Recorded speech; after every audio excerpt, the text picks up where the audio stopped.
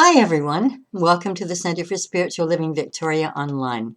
And if you're joining us for the first time today, my name is Carrie Hunter, and I am the Senior Minister at the CSL in Victoria. If you have been here before, you do know that we're holding our services on Sunday mornings at our new facility in the Cook Street Village Activity Center, and welcome you there. Hope to see you pop in there one day soon. And I know that some of you are still self-isolating because of the virus and because of potential threats to someone in your family or maybe even to yourself. But we're so blessed here on the island to have had no cases now for a couple of months. So let us hold in our minds that this continues, and not just for us, but for people everywhere. It's time. It's really time. So today I'm continuing my series of talks on Deepak Chopra's book, The Future of God. And with his work, I do wrestle with it from time to time, not because I disbelieve anything that he writes, but because it's so deep that it really takes me to another place. And I think I might have said last week that I could probably do a 30-minute talk on a paragraph anywhere in his books. But have no fear, I'm not doing that today. My talk today is called Transcendence. God appears. And so it's really looking at that time when we move beyond the subtle world, the world where we start to follow our intuition, where we start to trust more, where our faith gets stronger. We kind of move beyond the material world and we're able to trust more in the invisible. And when we do, that's when we find God. So it's kind of interesting because in his book, Deepak Chopra basically says, he can't quite find the words for God. And when I saw that, I thought, if you can't find them, how am I going to do it? And it's something I'm so passionate about because I really want people to understand and to feel this God that is in everyone and in everything. And I was thinking of the beautiful Rumi quote, "Out there beyond the idea of what's right or what's wrong is a field. I'll meet you there. And when my soul lies down in the grass, there are no words for the world." And so I was thinking how appropriate that is, because when our souls lie down in the silence, wanting to feel the connection to God, there are no words. There are no words in the world. So what is it? And this is my challenge this week. And I was thinking, what on earth am I doing with this book when I really want so much to be able to describe this, to have people understand it, to feel it for themselves? And as I went on and throughout my own experiences during the week, there's some ideas that came to me. First of all, about the soul lying down in the field and that sense of everything and nothingness at the same time, where the mind is without thoughts, just lying there in the glory of the splendor of God, the stars in the sky, that beautiful moon out there, nature itself.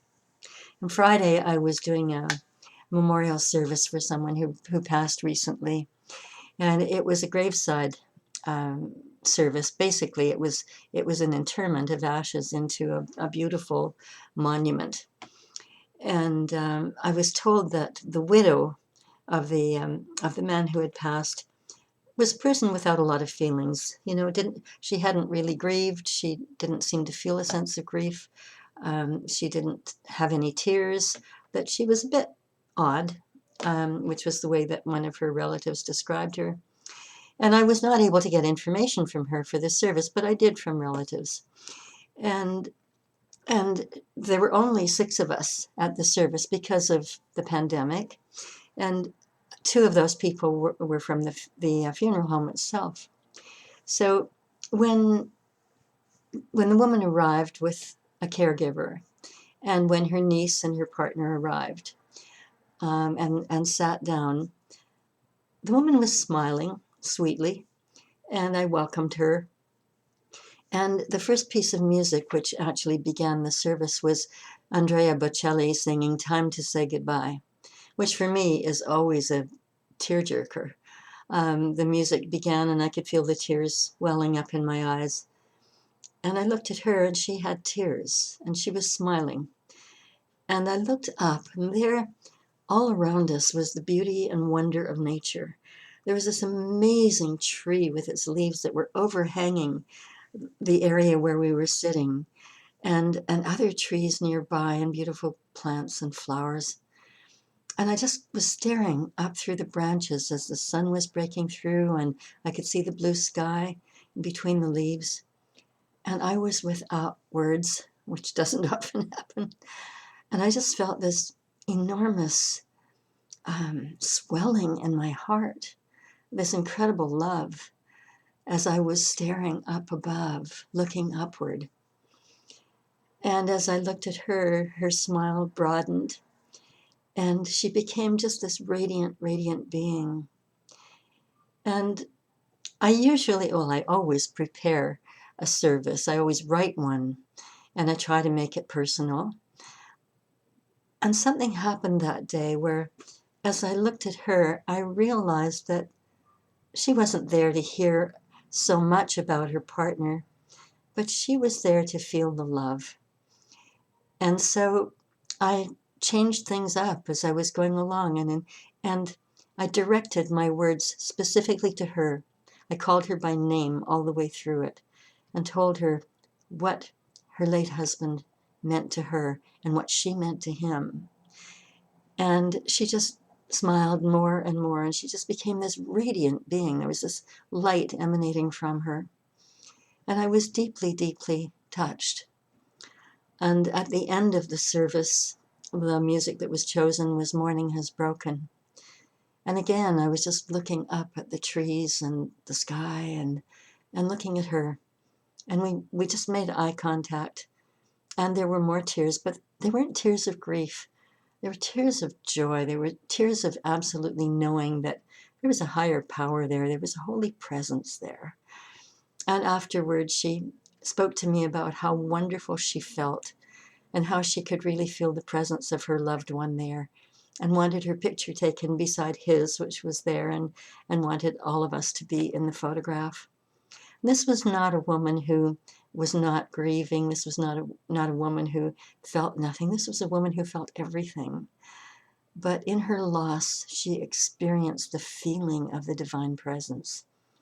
And she was so grateful for everything. And I was so grateful for that experience because I found it so moving. So I started thinking, how do we describe a God in everything? How do we describe this God? I'm always saying, God is in, as, and through me, and in, as, and through you, and in, as, and through everything. That absolutely everything is made of God stuff. And, and I remember the God that I learned about as a child, that old man that sits on a cloud wearing a pink nightie or, whatever, and who is judging us. And we're going to get punished if we don't behave in a proper manner while we're living here on earth. And of course, we evolve beyond that God. But I think that's one of the reasons why, the major reason why there are so many atheists in the world right now. And it's the reason why Deepak Chopra wrote this book, because he truly wanted people to understand that God matters more than anything else in the world. Not just a little bit, but more than anything else.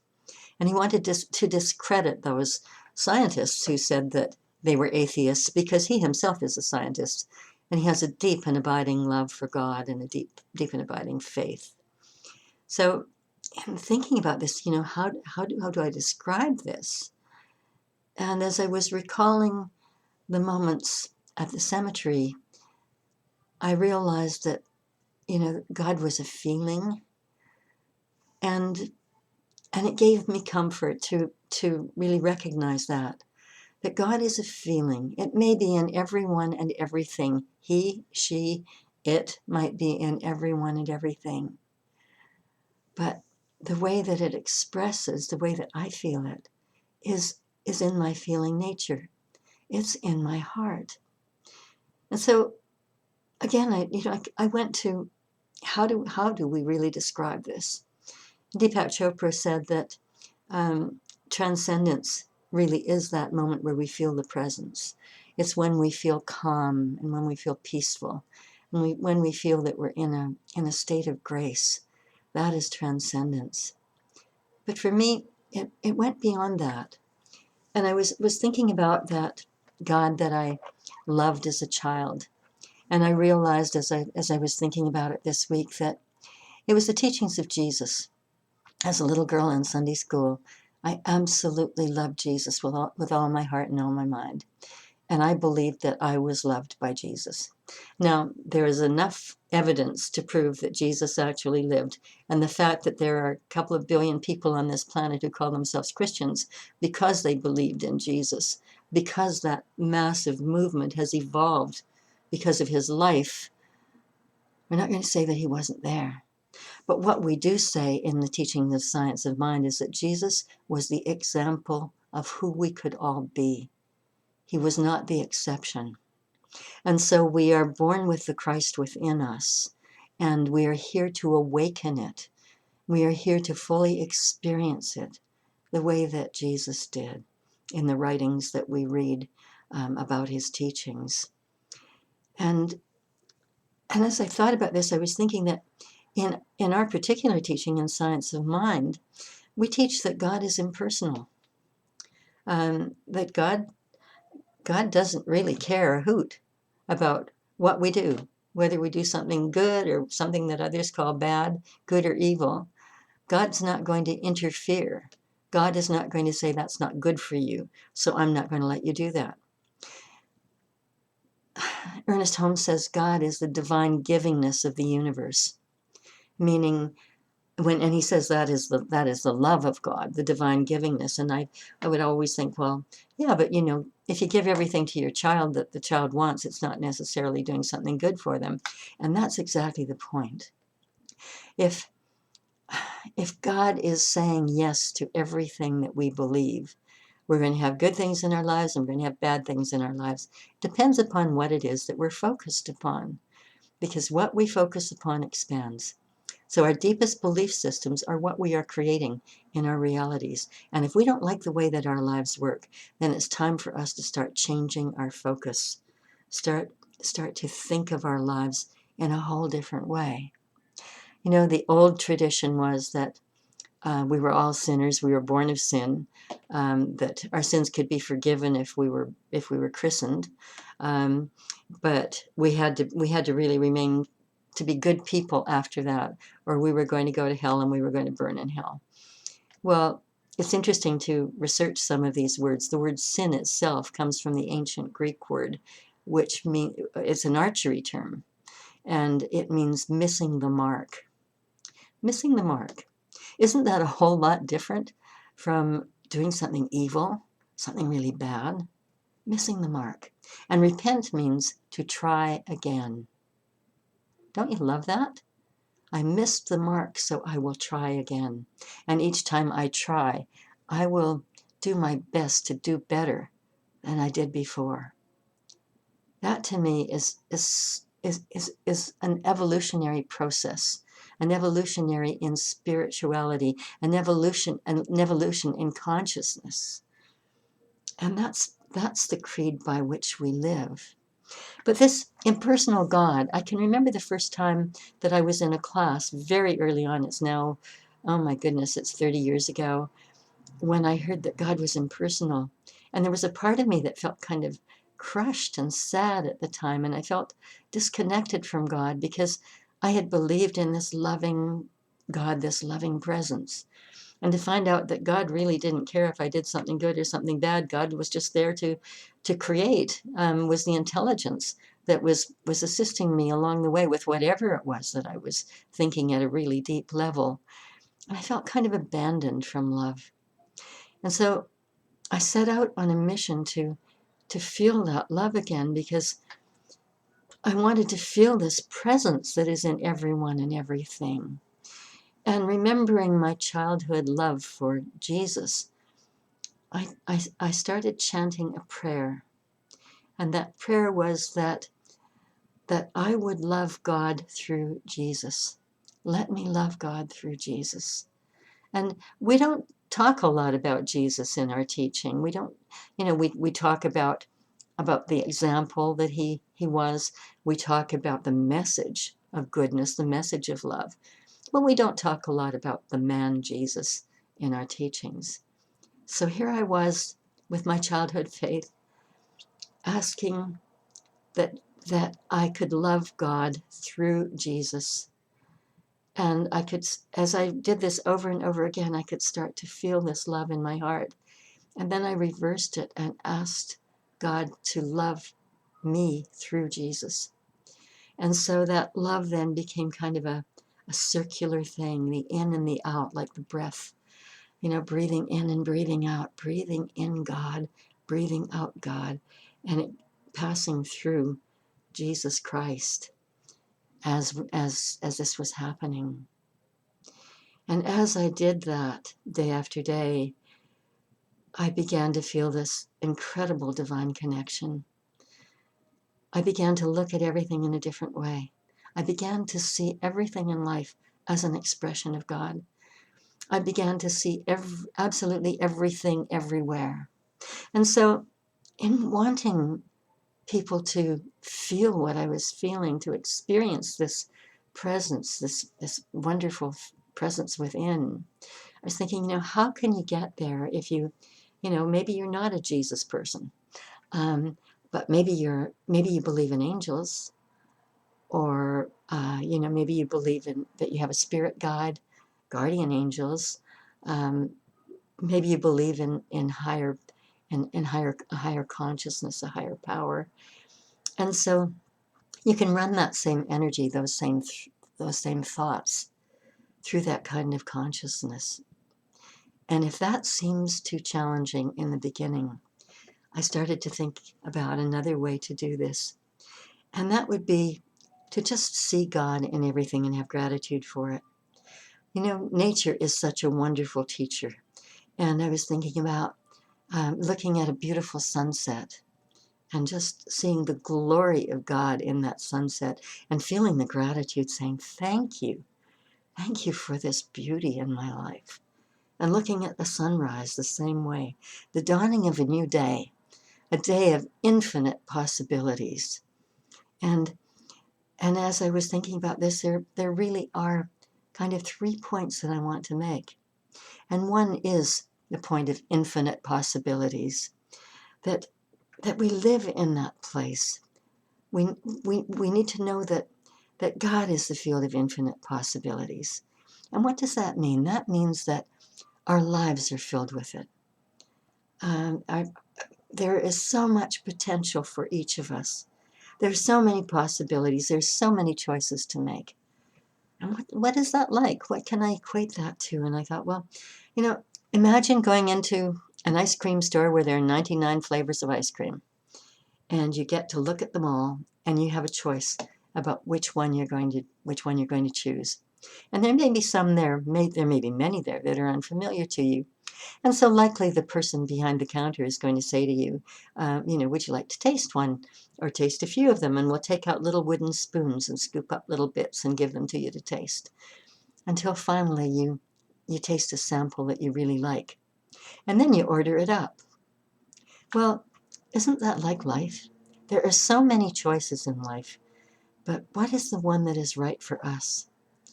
We perhaps have to experiment a bit along the way.